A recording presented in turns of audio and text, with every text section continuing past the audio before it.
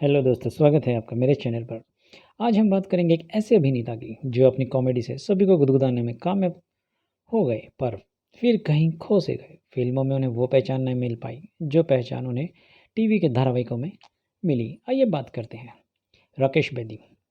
राकेश बेदी का नाम लेते ही सामने आता है गोल मटोल चेहरा और हंसने को मजबूर कर देने वाले हाव भाव और उनकी यादगार अदाकारी। राकेश बेदी की सबसे खास बात यह है कि इनमें हास्य रस कूट कूट कर भरा है, जो स्थिति के मुताबिक अपने आप फूट पड़ता है। तभी तो इनका अभिनय विनय बनावटी नहीं, सहज स्वाभाविक लगता है। इनके कारनामे ऑन स्क्रीन ही नहीं बल्कि ऑफ स्क्रीन भी लोगों को गुदगुदाते रहे हैं। किसी का बचपन तो किसी की जवानी, जिन्हें देखकर उनकी ज़िंदगी शर्तें ठाके लगाती हुई बीती होगी। एक ऐसा कॉमेडियन जिसमें 80 और 90 के दशक में बड़े और पर्दे दोनों पर हंसी का जबरदस्त तड़का लगाया। इन्होंने लगभग 20 टीवी सीरियल्स और लगभग 175 फिल्मों में काम किया, जिन्होंने कभी खबरी लाल तो कभी दिलरुबा बनकर हंसने पर मजबूर किया। अब तक आप समझ गए होंगे कि हम किसी की बात कर रहे हैं। जी हाँ, बात कर रहे हैं कॉमेडियन राकेश बेदी की। दिल्ली दिल वालों की है और इसी दिल्ली से फिल्म इंडस्ट्री को एक ऐसा किरदार मिला जो पिछले कई सालों से बिना थके और बिना रुके काम कर रहा है। आंखों से एक्टिंग करने वाले ये कलाकार अपने सीरियल्स को लेकर काफ़ी चर्चा में रहे। लोग उन्हें आज भी उनके असली नाम से कम और उनके किरदारों के नाम से ज़्यादा जानते हैं। राकेश बेदी का नाम लेते ही सामने आता है गोल मटोल चेहरा। राकेश बेदी का जन्म दिल्ली के करोल बाग में हुआ था। उनके पिता मदन कुमार बेदी इंडियन एयरलाइंस में काम करते थे। दिल्ली से ही उन्होंने पढ़ाई लिखाई पूरी की। बचपन से ही राकेश बेदी को एक्टिंग का शौक था, इसलिए वह स्कूल में होने वाले नाटकों में अक्सर भाग लिया करते थे। स्कूली शिक्षा पूरी होने के बाद उन्होंने दिल्ली के भगत सिंह कॉलेज में बीकॉम में एडमिशन लिया।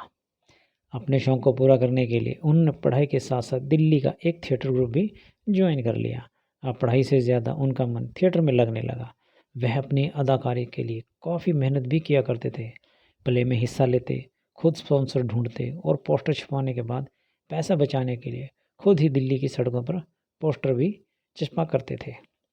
राकेश बेदी अपने इंटरव्यूज़ में अक्सर एक किस्सा सुनाते हैं जो थिएटर ग्रुप्स जुड़ा है। दरअसल एक बार वह अपने किसी नए प्ले का पोस्टर लेकर अपने कुछ और थिएटर के दोस्तों के साथ रात को दिल्ली की सड़कों पर निकले, क्योंकि अगर वह किसी काम देते तो उसको पैसा देना पड़ता और उस वक्त उन लोगों के पास इतने पैसे नहीं हुआ करते थे। रात का समय था और सभी दोस्त पोस्टर चिपका रहे थे। तभी रात में इन लोगों को असामाजिक तत्व समझकर पुलिस ने धर लिया। हालांकि काफ़ी देर के बाद सभी पुलिस को ये समझाने में सफल हुए कि वो सभी थिएटर आर्टिस्ट हैं और पैसे नहीं होने की वजह से ये काम खुद कर रहे हैं। फिर पुलिस ने उन्हें छोड़ दिया। पढ़ाई पूरी होने के बाद उन्होंने अपने पापा से एक्टिंग करने की अपनी मन की इच्छा जाहिर की, क्योंकि उन्हें खुद पर भरोसा था कि फिल्मों में वह कुछ अच्छा कर लेंगे। लेकिन पिताजी का सपना उन्हें इंजीनियर बनाने का था। वह चाहते थे कि राकेश आईआईटी से इंजीनियरिंग करें। पिताजी का मन रखने के लिए उन्होंने इंजीनियरिंग का एंट्रेंस एग्ज़ाम भी दिया। दिल्ली आईआईटी का एंट्रेंस एग्ज़ाम देने के लिए वह निश्चित तारीख पर वहां पहुंचे। जैसे ही सवालों का एक बड़ा पेपर उनके सामने आया तो उन्हें समझ आ गया कि यह उनके बस की बात नहीं, क्योंकि सारे प्रश्नों में से सिर्फ एक ही उत्तर आता था। उन्हें 5 मिनट में एग्जामिनर को अपनी आंसर शीट लौटा दी। उन्हें उठता देख वहाँ बैठे सभी परीक्षार्थी दंग रह गए। 5 मिनट में कोई पेपर कर सकता है क्या? हालांकि बाद में उन्होंने एग्जामिनर को बताया, मैं गलत जगह आ गया हूँ, मुझे वापस अपने ड्रामा रिहर्सल में जाना है। पिता की बात रखने के बाद उन्हें अब थिएटर से फिल्मों की तरफ रुख करना था, लेकिन वहाँ पहुँचने का कोई ज़रिया नहीं था। उन्होंने पुणे फिल्म इंडस्ट्री के बारे में जानकारी थी तो उन्होंने यहाँ का भी एंट्रेंस दिया। राकेश समझते थे कि अभिनय तो वह कर ही लेते हैं, उन्हें सिर्फ सर्टिफिकेट और डिग्री की ज़रूरत है, जिसके बाद माया नगरी में उनकी राह आसान हो जाएगी। एंट्रेंस में पास हुए, लेकिन यहाँ पहुँचने के बाद उनका भ्रम टूट गया, क्योंकि वो जो कुछ जानते थे उनको फेम दिलाने के लिए काफ़ी नहीं था। ट्रेनिंग के दौरान उन्होंने अभिनय की बारीकियाँ सीखी और अपने कैलिबर को भी पहचाना। ये वो दौर था जब फिल्मों में एंट्री के लिए हीरो हीरोइन और कॉमेडियन के लिए पैमाने हुआ करते थे। राकेश बेदी समझ गए कि वह कॉमेडियन के रूप में ही अपना नाम आगे बना सकते हैं। पुणे फिल्म इंडस्ट्री से ग्रेजुएट होने के बाद राकेश हिंदी ने साल 1979 फिल्मों से अपने अभिनय कैरियर की शुरुआत की। इसके बाद उन्होंने फिर कभी पीछे मुड़कर नहीं देखा। 1981 में आई उनकी फिल्म चश्मे बद दूर उनकी बेहद सफल फिल्मों में से एक है। इस फिल्म में उनके अभिनय को दर्शकों की खूब तारीफ मिली। इसके बाद उन्होंने कलाकार, एक जान है हम, दो गुलाब, नसीब अपना अपना, ड्यूटी, दादागिरी, हवालात, एक ही मकसद, नकाब, आज़ाद देश के गुलाम, नंबरी आदमी, अफसाना प्यार का और उरी जैसे कई फिल्मों में काम किया। इन फिल्मों से उन्होंने अपने अभिनय का एक अलग ही पहचान बनवाई। टीवी पर तो उनका काम कमाल का रहा। श्रीमान श्रीमती, यस बॉस, ज़बान संभाल के, जाने भी दो यारो, और यह जो है ज़िंदगी को कौन भूल सकता है भला।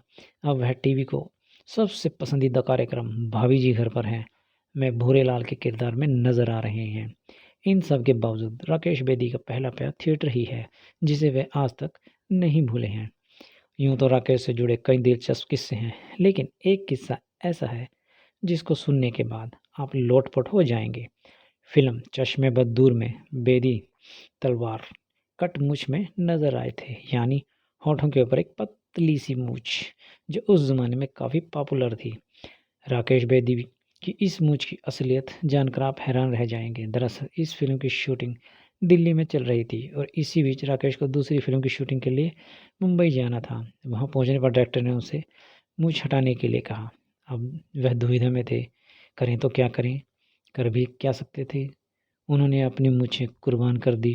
शूट पूरा करने के बाद वह अगले दिन वापस दिल्ली पहुंचे, लेकिन वह काफ़ी डरे और सहमे हुए थे। दरअसल चश्मे बद्दूर की डायरेक्टर काफ़ी गुस्सैल थी। अब एक दिन में तो मूछें आ नहीं सकती थी, इसलिए सेट पर डांट से बचने के लिए राकेश ने एक तिगड़म बढ़ाई। उन्होंने पेंसिल से अपनी मूछें बनाई और शूटिंग पर चले गए। 3-4 दिन तक तो सब ठीक रहा, लेकिन जब एक दिन उन्हें ज़्यादा पसीना आया तो जल्दबाजी में उन्होंने तौलिए से मुंह पोंछ लिया। फारूक शेख और बाकी क्रू मेंबर मौजूद थे और राकेश बेदी को देखकर उनकी हंसी नहीं रुक रही थी। नकली मूंछ का सच सबके सामने आ चुका था। डायरेक्टर ने बहुत डांटा, लेकिन खुद को बचाने के लिए बेदी ने कमाल का लॉजिक दिया। उन्होंने कहा, जब 4 दिन तक किसी को पता नहीं चला तो आगे फिर कैसा पता चलेगा। राकेश वीडियो और फारूक शेख के बीच कमाल की दोस्ती रही। दोनों साथ ही थिएटर ग्रुप में काम किया करते थे।